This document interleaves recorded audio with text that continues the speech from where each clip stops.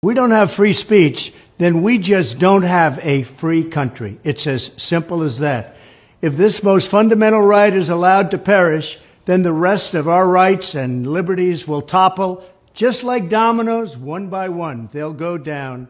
That's why today I'm announcing my plan to shatter the left-wing censorship regime and to reclaim the right to free speech for all Americans.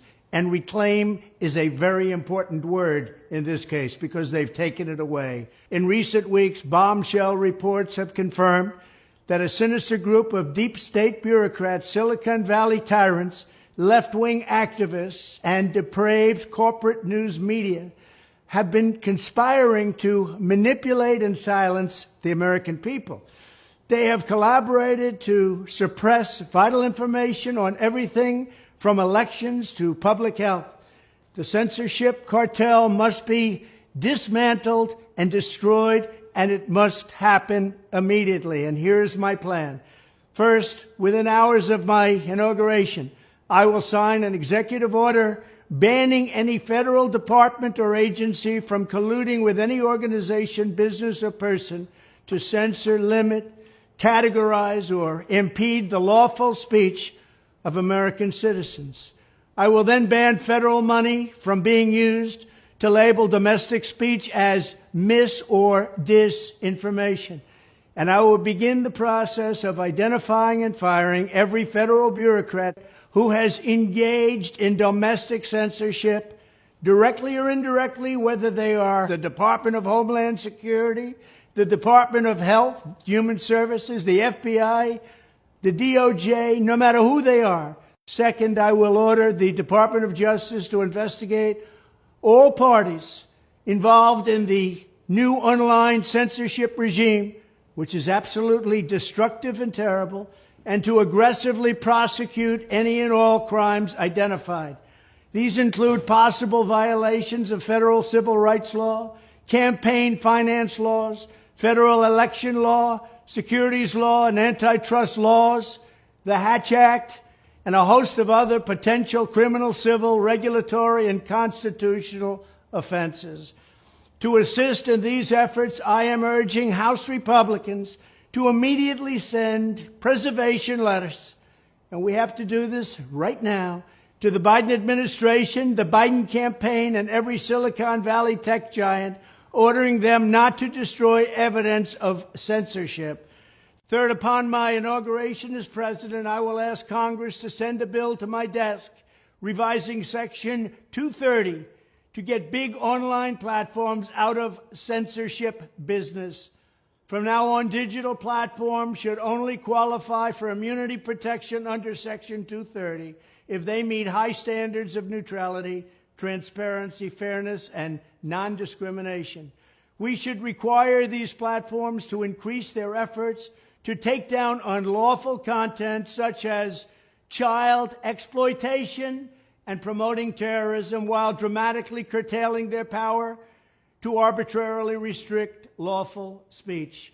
Fourth, we need to break up the entire toxic censorship industry that has arisen under the false guise of tackling so-called mis- and disinformation. The federal government should immediately stop funding all nonprofits and academic programs that support this authoritarian project. If any U.S. university is discovered to have engaged in censorship activities or election interferences in the past, such as flagging social media content for removal of blacklisting, those universities should lose federal research dollars and federal student loan support for a period of 5 years and maybe more. We should also enact new laws laying out clear criminal penalties for federal bureaucrats who partner with private entities to do an end run around the Constitution and deprive Americans of their First, Fourth, and Fifth Amendment rights.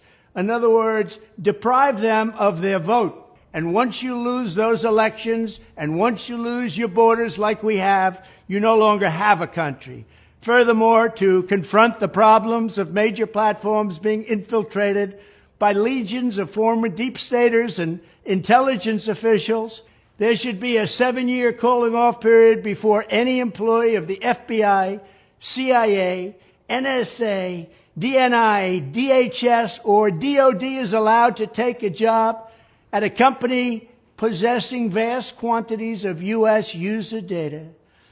Fifth, the time has finally come for Congress to pass a digital Bill of Rights. This should include a right to digital due process. In other words, government officials should need a court order to take down online content, not send information requests such as the FBI was sending to Twitter.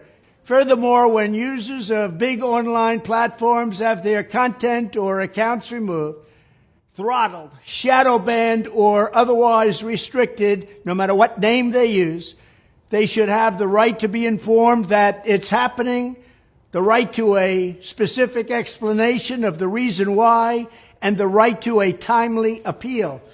In addition, all users over the age of 18 should have the right to opt out of content moderation and curation entirely and receive an unmanipulated stream of information if they so choose.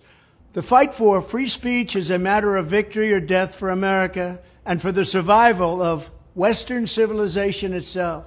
When I am president, this whole rotten system of censorship and information control will be ripped out of the system at large. There won't be anything left. By restoring free speech, we'll begin to reclaim our democracy and save our nation. Thank you, and God bless America.